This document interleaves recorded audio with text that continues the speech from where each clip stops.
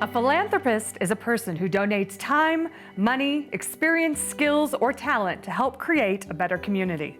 In 2020, we saw not only individuals, but an entire community come together to put the welfare of others ahead of their own needs. We are fortunate to have such a rich spirit of philanthropy in our community.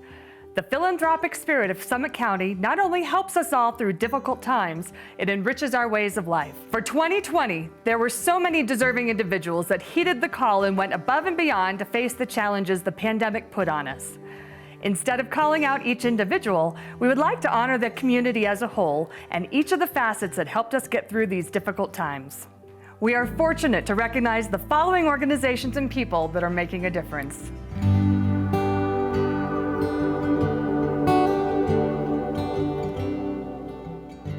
Our frontline nonprofits are the lifeblood of our community, providing essential services. These organizations faced an avalanche of need through 2020. They adapted to a dangerous environment and put in countless hours to make sure our community's basic needs were met. We received a lot of inspiring stories highlighting the heroic efforts of our nonprofits. Here are just a few. Hi, my name is Candy Elkind, and I'm the Philanthropy Officer with the Summit Medical Center Health Foundation. And the most inspiring thing that I think that I saw our community do here in Summit County under the pandemic is how back in March, when we were the first COVID case to hit Colorado, we opened a emergency preparedness fund and created a caregiver meal and appreciation fund. And it was truly amazing to see how our community members stepped up and donated over $100,000 to support the Emergency Preparedness Fund.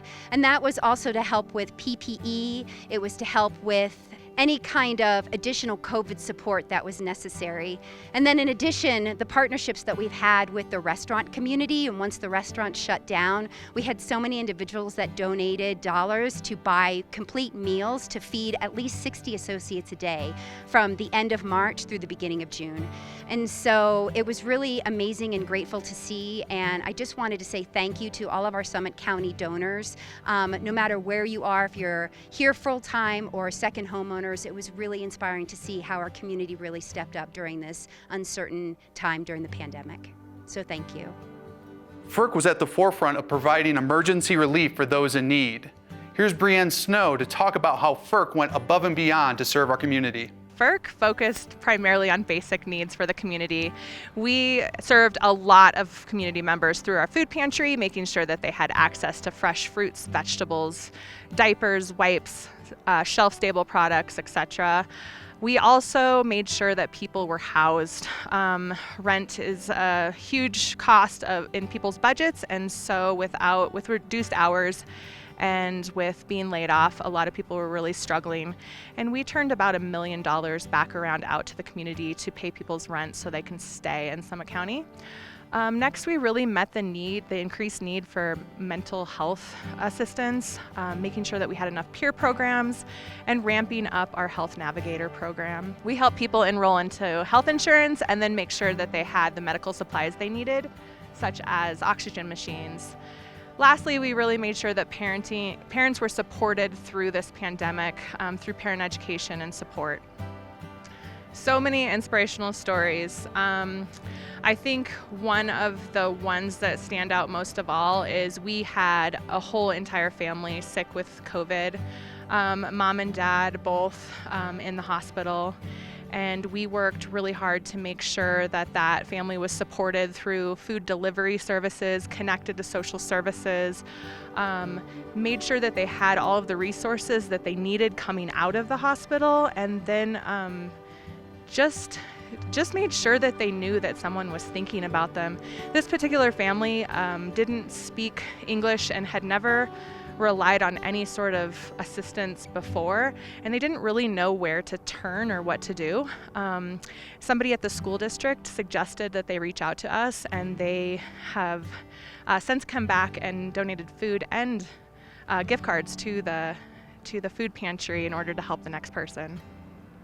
I think that we all just have to really remember that cliche that we are all in this together.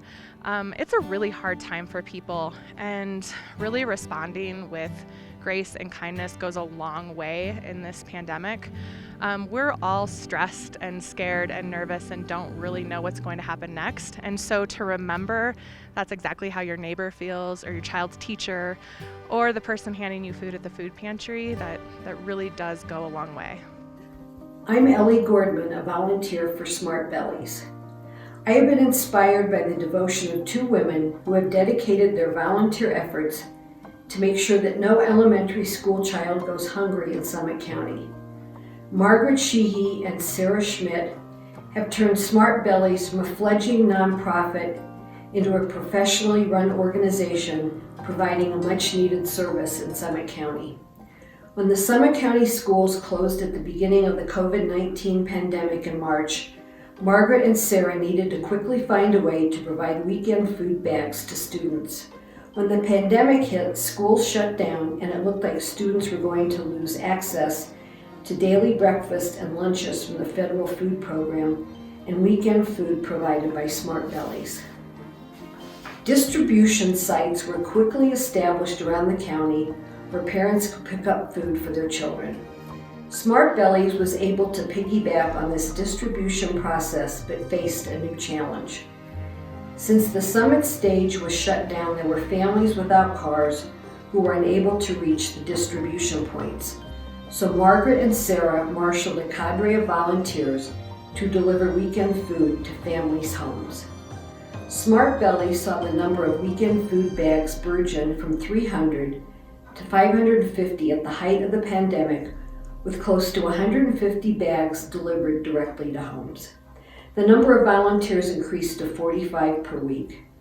The organization received money from the Summit Foundation, Mile High United Way, Blueprint to End Hunger, Copper Mountain Pay It Forward, and Alpine Bank to support the increase in food purchases. My name is Jenny Patterson. I'm Executive Director of Timberline Adult Day Program in Frisco. We never fully closed during the pandemic. We continue to serve our seniors and our adults with disabilities and dementia in different ways, both virtually and in person. We provide socialization opportunities, exercise activities, and we're even delivering meals to our families to help the caregivers. For National Caregiver Month in November, Timberline delivered care packages and handwritten notes of appreciation to all our caregivers.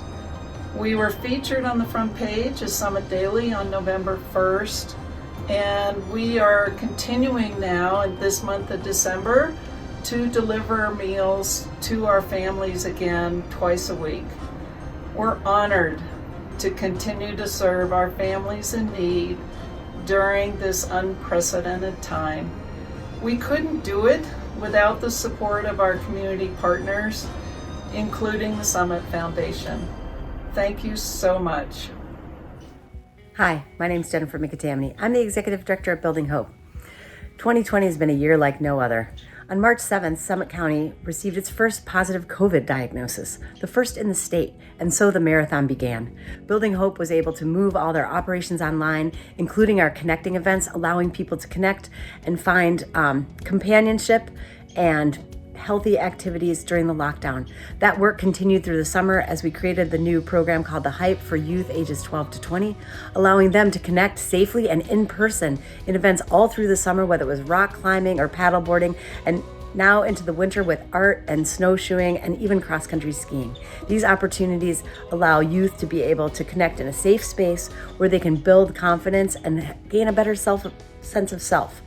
In addition to this, with the generous help of the Summit Foundation, we created the Building Hope Reflect and Connect Cafes. These informal community supports have been spread throughout the community, allowing cohorts of employees to gather with a therapist and really process all that they're experiencing with COVID and the stress of working and serving the community as we do.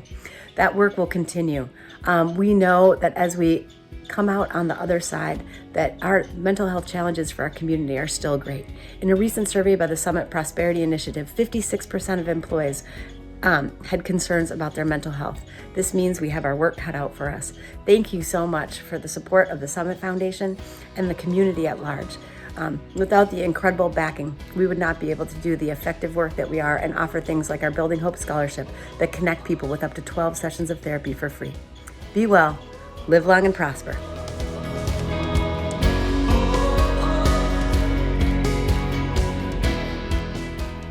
The local nonprofits weren't the only heroes on the front lines of this pandemic. Frontline workers summoned the courage to go to work every day to keep our economy going. Grocery store workers, gas station attendants, retail workers, servers, and bartenders all showed up and dealt with enforcing local ordinances with locals and tourists. Healthcare workers put in endless hours tending to the sick and doing their best to stay calm in the face of adversity.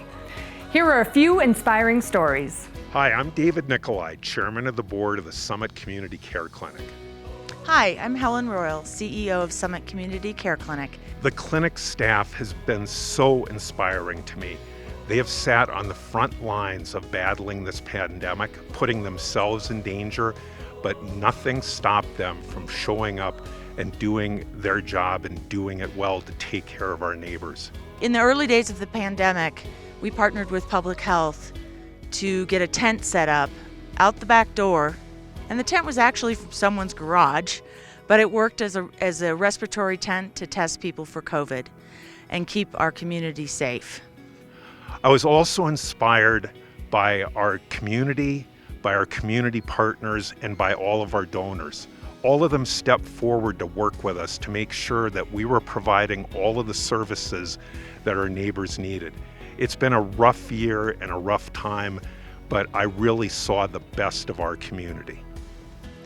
In subsequent weeks, we got tremendous support from the community in the form of treats, lunches, thank yous, chalk on the sidewalk as we walked in the door in the morning, people driving by with signs. It was fantastic because we recognized that our staff were in a very vulnerable place. And Dr. Cowie, our Chief Medical Officer, did a great job of creating space for people to talk about what it was like to be working through this pandemic, even when staff members themselves may be getting ill or family members were ill and some even passing away. And the reason we do all this work is for our patients, of course. So I'd like to share a couple stories of some patients we worked with through this time. There was one family we worked with that had 6 family members who tested positive, and we helped them through that. We also worked with a man post-hospitalization who was primarily concerned about getting back to work at his 2 jobs so he could support his family. We tested people from surrounding communities as well, and we had one lovely man from Park County who yelled, "God bless you," as he drove away. So that's the reason we do this. And thank you for supporting us in that work. The clinic and its staff has been so inspiring to me. I've always seen them as the little clinic that could, and during this pandemic, they really proved that they could do it again. Thank you, clinic, and thank you, staff, for all that you've done for us in the community.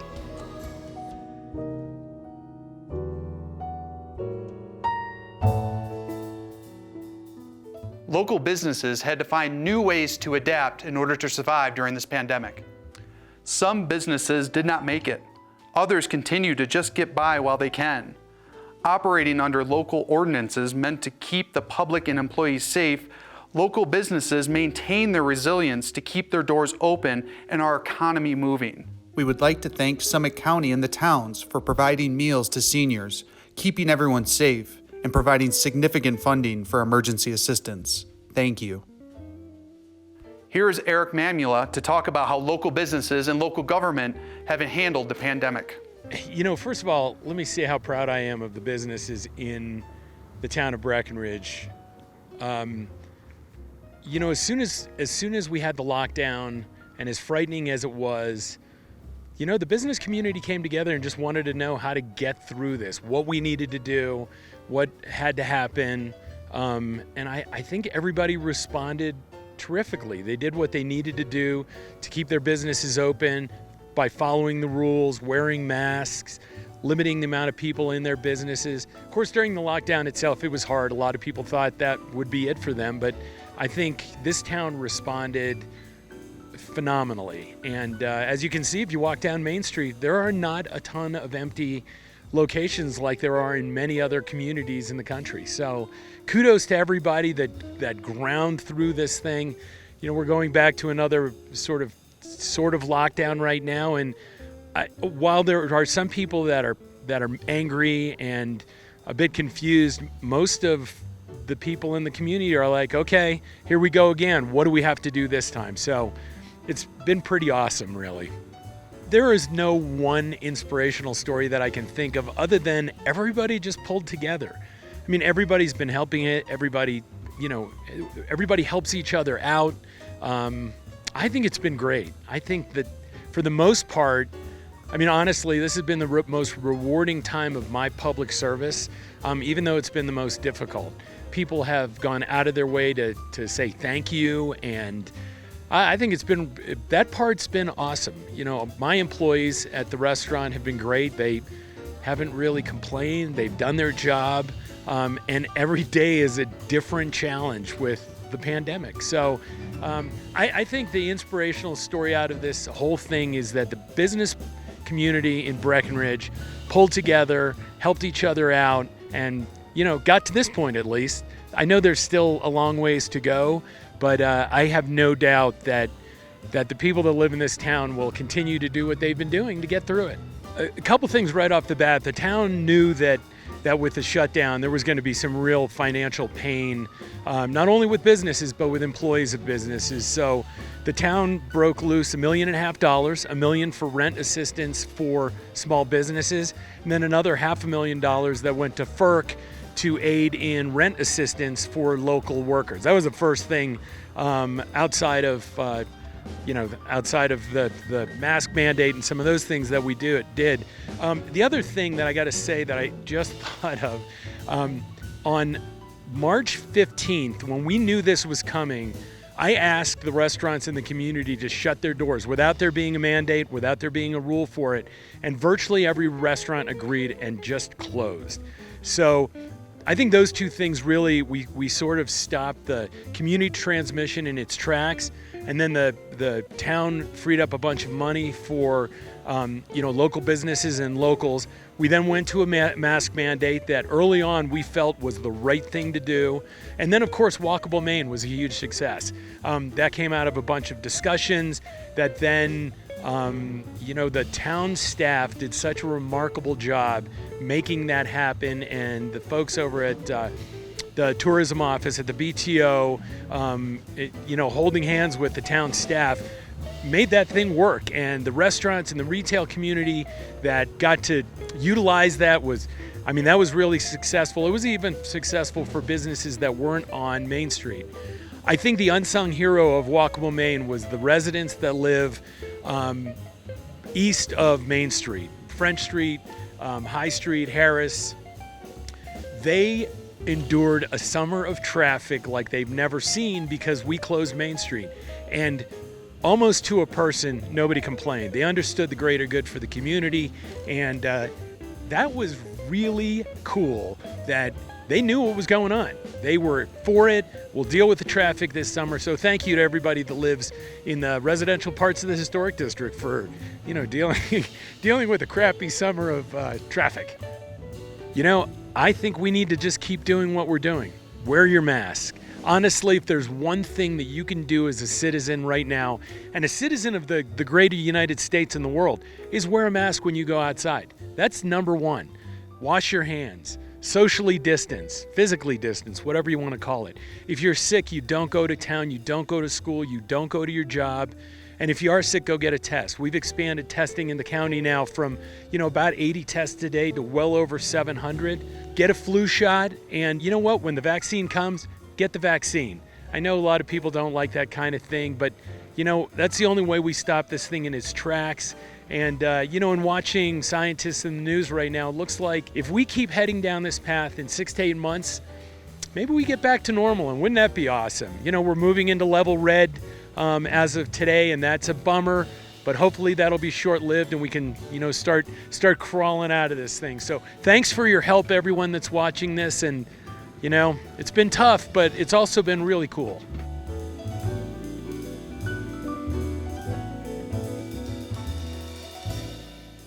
Local ski resorts went above and beyond to help their community in need. A-Basin auctioned off 4 Pally chairs to support local nonprofits and their employees. Copper Mountain established a Play It Forward program that provided over $350,000 in support for nonprofits. Vail Resorts donated tons of unused food to local food banks and supported local nonprofits when they needed it most. We are so fortunate to have great community partners that are committed to supporting their community. Thank you.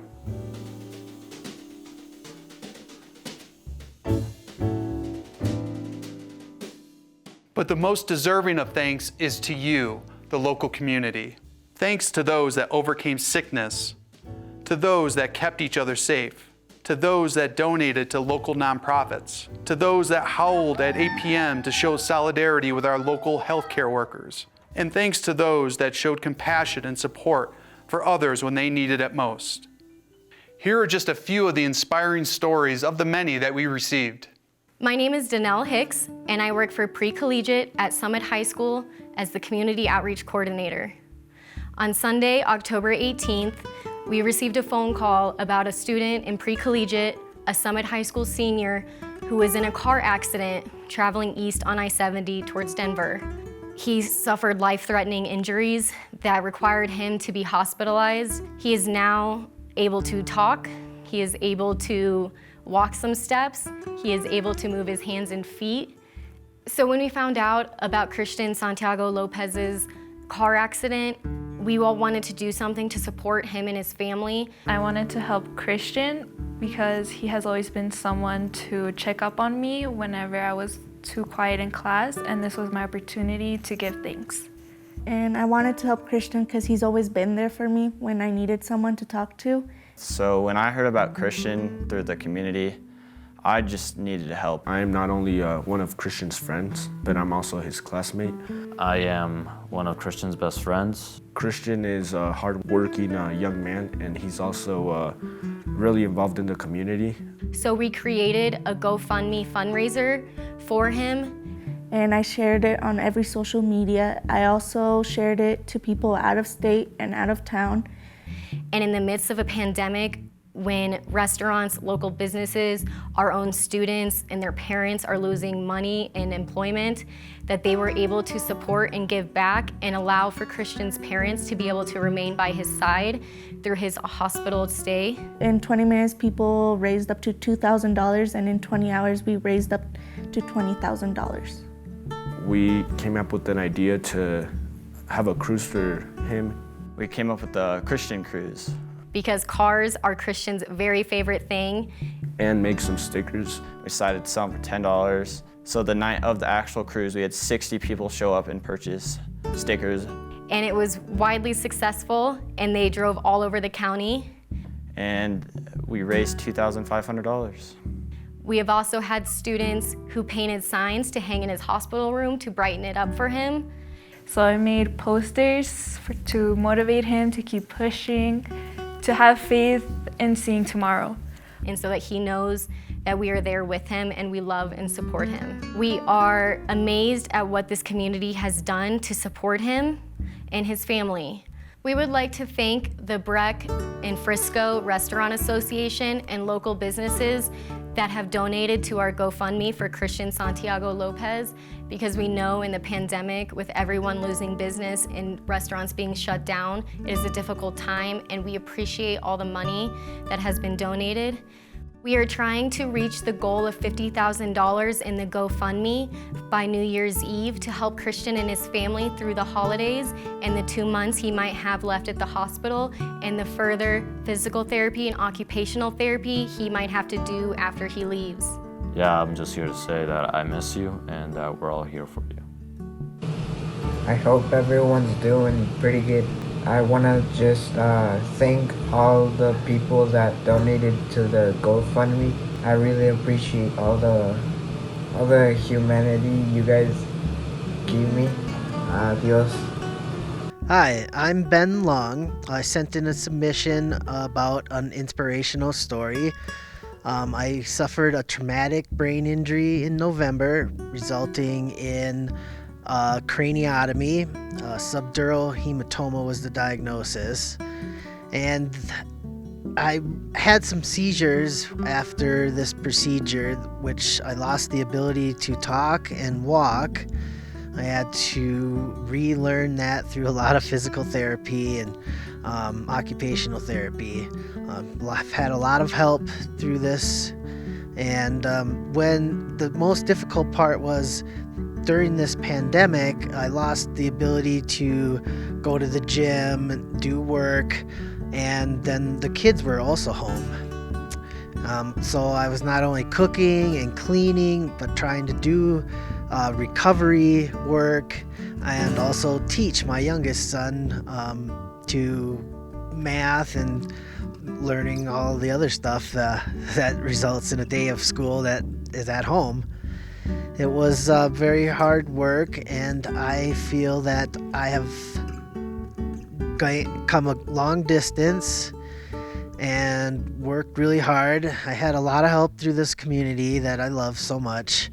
They've rallied behind me and had benefits, and people have made food for us and just stood behind me. I thought we were going to have to move out of this county that I've grown to love so much, and it was really a hard thing to even imagine that would happen. But we kept working through it. I have worked really hard, recovered. I've been able to return to work, and this is, I just felt that I wanted other people to see that things can be done, and you work hard and have an idea or a goal, and it can be achieved. We continue to face challenges with this pandemic. Working together, we can become stronger and safer. We want to extend our thanks to each of you who have come together with generosity and kindness to make an impact and forge the soul of the summit. We truly live in a special place. Thanks to our community for your caring, perseverance, and resilience. We look forward to seeing you all in person for next year's 30th anniversary of our Philanthropy Awards and recognizing all of the good you continue to do. Thank you.